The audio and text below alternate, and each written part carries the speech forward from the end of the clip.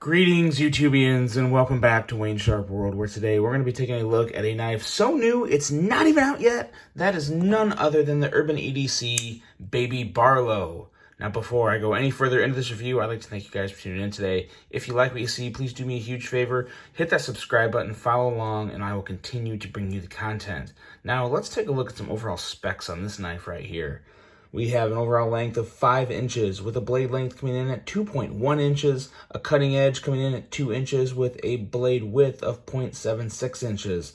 Blade thickness on this guy is a nice thin little 0.09 inches, and the blade material is M390 with a sheep's foot blade, a flat grind, a handle length coming in at 2.94 inches with a handle thickness of 0.46 inches.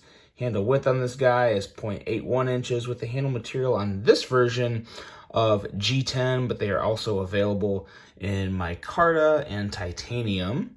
And we have a liner lock for the locking mechanism with the user of a right hand only, tip up carry, and the price of $199 for this version. But they go up. The price goes from $199 to $229 for micarta and $239 for titanium. So, yeah, we'll talk about that in a second. And this is designed by the one and only Justin Lundquist, who is becoming more and more my favorite designer of front flippers. Not designer in general, but designer of front flippers. The guy definitely knows his way around a front flipper. And let's do some size comparisons before we go any further here, because this is a very small knife. We'll start here with the ProTech Sprint, as well as the Cold Steel Mini Tough Light. And there you go. Now it's around some knives its own size, and as you can see, very small indeed, which is fine. I mean, there's definitely a place for small knives in your pocket, and that's your fifth pocket.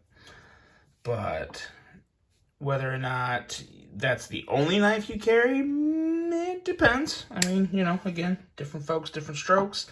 Everybody has their preferences when it comes to blade length. Some people really love carrying just a small blade. Here we have the CRKT Pilar. And one more for you, the CJRB Milea. As you can see, considerably shorter than both of those two knives. They both kind of dwarf it, which is good. I mean, you know, there's nothing wrong. I will say, well, I'll save it. I'll save it for the Ergos. But there's your size comparisons. Now you know what we're working with.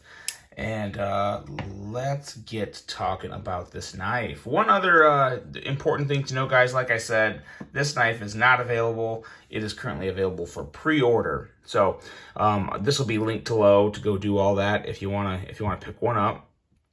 And let's go. Let's get into it. This blade. Okay, so as you guys probably saw in the thumbnail, this truly is the thinnest blade I have ever had in hand. It is a super thin, very good looking sheep's foot blade with an edge coming in at, 8 thousandths. Trying to even, it's hard to even get that. As you can kind of see, 8 thousandths is like paper thin. You just can't even pick up the edge. You can kind of see it, but yeah, 8 thousandths, paper thin blade. Super, super slicey with that full flat grind. The fuller is purely aesthetic, but in my opinion, it looks great. And the jimping on the flipper tab is great as well. As you can see down here, it's just enough to really bite your finger. I can even, let's see. Yeah, can lefty the reach around. Very, very nice jimping on the flipper tab. Just a very useful little blade. I mean, there's something about a little blade that just is super handy. You can always pull it out. You can always use it. Now, of course, you can with any other knife too, but you do it with one like this, and it's easier to work with, especially at this size. You know, you put your finger up here, you can open up a box and people, if they're looking from the top or certain angles, they won't even see the knife in your hand. So it's a very nice little tool to have. Small knives are very underrated in my opinion, and that's something that I learned as I have gone through kind of my knife journey, so to call it, of, you know, collecting and using. Always hated small knives for quite a long time, and doing the whole review thing and collecting some myself and carrying some myself. Definitely a place for them in everyone's collection, in my opinion. Not just people who like it, but everyone. You can definitely find a use for some small blades. Now, going into some handle and ergos. The ergos are okay for a small knife. I mean, I've never had, outside of the Pilar, which you can see right here, and the Pilar is obviously even considerably bigger than this. Outside of this guy right here, there has been very, very few knives where I can say, oh yeah, the ergos on this are absolutely dreamy. As a matter of fact, the Pilar and the Giant Mouse Ace Riv are the only two I can probably say that for. But this one's pretty good. This one, it's more of a neutral grip, but it's a full 3-finger too. If you can get a 3-finger grip on a knife, on a small knife like this, that's pretty good. And that's what we have here. So no real complaints on the ergos. The pocket clip is very nice. If you have thick hems, this could maybe be an issue going over the hems, but all in all, it's in essence a perfect pocket clip as long as it can go over your pocket hem, because you have a fully recessed clip and screw. It's deep carry. Just looks really good. Very well done job there. Now, going into the action. Yeah, the action's just as good as the ergos and blade. I mean, this is a very solid knife all around. There's no real flaws in it, except for one, which we will get to. But the action is very good. It's such a small blade. Doesn't really, I mean, you can shake it shut, but it's a super, super small, light blade, so it's not going to drop shut on you. It just doesn't happen. Yeah, just takes a little getting used to, but once you do, it's very, very easy. Another thing that's worth pointing out here, the liner lock. Now, the access is really pretty good. I mean, I can get in there, but I kind of have to wedge my thumb in there just a little. And since there's something about this side right here, and I don't know what is causing it. I've never really experienced it on other liner lock knives, but this area here, it sort of pinches my thumb when I go to close it. It feels a little uncomfortable. Now, when I say pinch, it doesn't hurt. I mean, it doesn't hurt my thumb at all. But, you know, it'll just kind of mar it up a little. But regardless, it's no real big deal for me. You know, I carried this one enough and I closed it enough. I fidgeted with it so much. You know, if you're opening a knife, you gotta close it every time you open it. And it's not like it, you know, really, really wore my finger down. My fingers are always a little rough to begin with, but as you can see, it just kind of pushes that area up a lot. So some people would really not like that. Others don't really care like me. So I thought I'd point it out just for the ones that do. But yes, the action is good. It takes getting used to because it is so small. You've got to find, this is kind of the place to hold it right here. The clip in your back 3 fingers right there, and just boom, pops out. Again, you don't have a lot of room to work with, so you have to get used to it. And this is obviously my first time doing it on camera, so actually maybe just, yeah, works a little better with 2. You kind of got to get the top of the knife above your hand. You can't, if you have it parallel with your hand, it gets to be a little hard.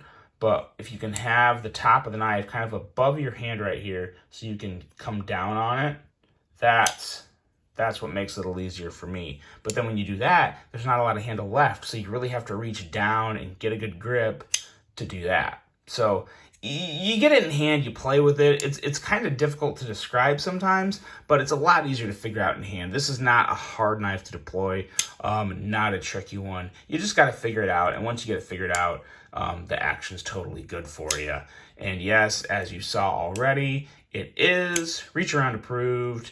For righties and lefties, even if you're a righty trying to do it a lefty, yeah, it works. So that also speaks for the detent, pretty good detent on this guy. You have your typical Justin Lundquist kind of little signature thing there, which he does on other knives as well. So yeah, pretty cool design all in all. Really good materials. Ergos are what they are for a small knife. Not bad, but decent. Action's good. Everything on this knife is pretty solid. There's that elephant in the room, the price. Now, I struggle to see $200 here. And I know small knives are just as expensive to make as large knives. They shouldn't cost a whole lot less. I get that to an extent. That is true.